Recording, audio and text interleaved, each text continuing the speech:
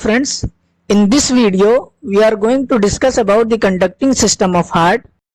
तो हम लोग अगर देखें कि कंडक्टिंग सिस्टम ऑफ हार्ट होता क्या है कि ये मॉडिफाइड कार्डियोमायोसाइट्स होते हैं जो कि स्पेशलाइज्ड टिश्यू से बनते हैं, यानी ये हार्ट की भी मसल्स हैं जो कि इनिशिएशन और कंडक्शन ऑफ कार्डियक इंपल्स के लिए रिस्पॉन्सिबल होती हैं। तो ये कार्डियक इंपल्स को इनिशिएट करवाती हैं और पूरे हार्ट में कंडक्ट करवाती हैं।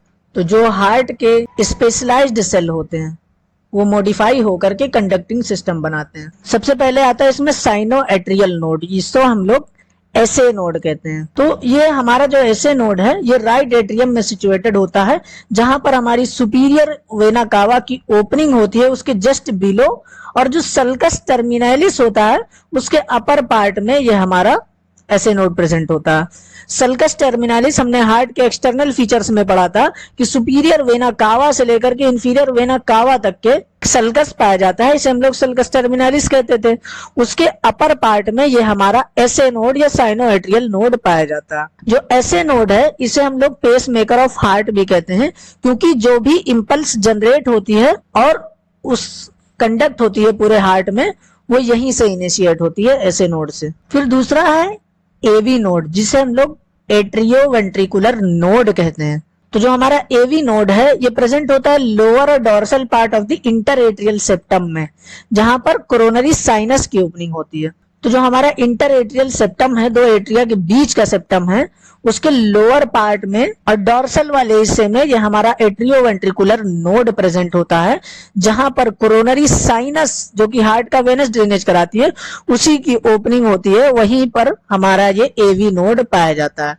फिर ये एवी नोड यहाँ से एवी बंडल निकालता है, जिसे हम लोग बंडल ऑफ हिस कहते हैं। जो एवी बंडल है ये हमारे एट्रिया को वेंट्रिकल के मस्कुलेचर से कनेक्ट करते हैं, यानी ये हमारा एवी नोड जो है इंटरएट्रियल सेप्टम में पाया जाता है। यहाँ से जो फाइबर्स निकलते हैं ये एवी बंडल के फॉर्म में निकलते हैं और एट्रिया को वेंट्रिकल के मस्कुलेचर से कनेक्ट करते हैं।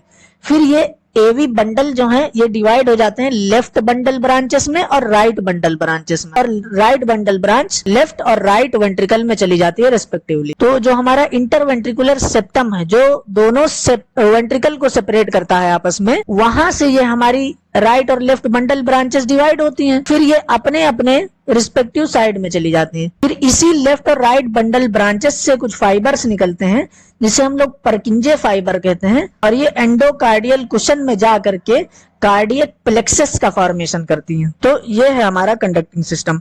शुरुआत होती है एवी नोड से, एट्रियोवेंट्रिकुलर नोड जो कि upper part of the sulcus terminalis में प्रेजेंट होता है, वहां से इंपल्स निकलती हैं और आती हैं एवी नोड के पास।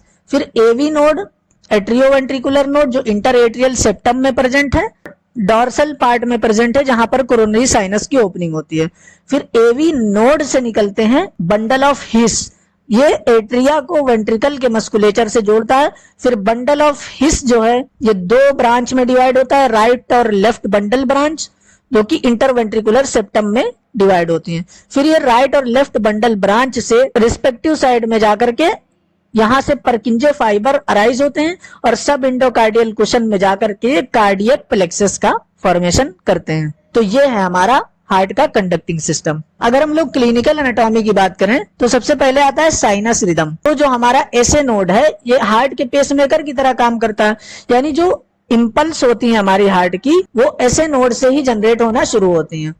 तो जो हमारा एसए नोड है ये 70 बीट्स पर मिनट हार्ट रेट को प्रोड्यूस करता है, तो इसी को हम लोग साइनस रिदम कहते हैं। तो अगर पल्स जो है हमारी रैपिड हो जाए या हार्ट रेट इंक्रीज हो जाए इसे हम लोग टैकीकार्डिया कहते हैं।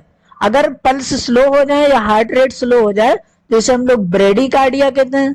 अगर इरेगुलर पल्स हो जाए या इरेगुलर हार्ट रेट हो जाए इसे हम लोग एरिदमिया कहते हैं। एरिदमिया यानी अपने रिदम से हट जाए, अगर हार्ट रेट इरेगुलर हो जाता है तो एरिदमिया हो जाता है। अगर किसी पर्सन को अपनी हार्ट बीट फील होने लगे, यानी अगर अपनी हार्ट बीट का कॉन्शियसनेस होने लगे तो उसे हम लोग पाल्पिटेशन कहते हैं, और इसका अगर हम लोग हिंदी में मतलब देखें तो इसे घबराहट कहते हैं। तो कार्डियक एरिदमिया क्या है? जब भी हार्ट के कंडक्टिंग सिस्टम में कोई डैमेज हो जाता है तो वो कार्डियक एरिथमिया कॉज करता है। उसकी वजह से हार्ट रेट जो है इरेगुलर हो जाता है, जो नॉर्मल रिदम है कॉन्ट्रैक्शन का हार्ट का। ये होता क्यों है? अगर हार्ट में कोई वास्कुलर लीजन हो जाता है, उसी के कारण हमारे हार्ट में बहुत तरह के एरिथमियास पाए जाते हैं। हार्ट ब्लॉक क्या है? अगर हार्ट के अंदर हमारे एवी नोड या बंडल ऑफ हिस की ब्लड सप्लाई हैम्पर हो जाए, ब्लड सप्लाई लॉस हो जाए, इसकी वजह से जो हमारे वेंट्रिकल्स हैं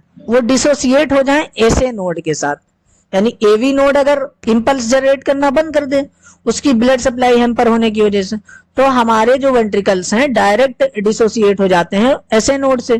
तो इसको हम लोग कहते हैं, इस कंडीशन को हार्ट ब्लॉक। तो इस कंडीशन में क्या होता है, जो हमारा एट्रिया है वो तो नॉर्मल स्पीड से कॉन्ट्रैक्ट करता है 70 टाइम पर मिनट, लेकिन जो हमारा वेंट्रिकल्स हैं इसकी कॉन्ट्रैक्शन की स्पीड जो है ये स्लो हो जाती है, 25 से 30 बीट्स पर मिनट हो जाती है। तो अगर हमारे एवी नोड में या बंडल ऑफ हिस में ब्लड सप्लाई कम हो जाए तो यहां से इंपल्स जनरेट नहीं होती है, तो जो वेंट्रिकल्स हैं हमारे ये डायरेक्ट डिसोसिएट हो जाते हैं एसए नोड के साथ। इस कंडीशन को हम लोग हार्ट ब्लॉक बोलते हैं।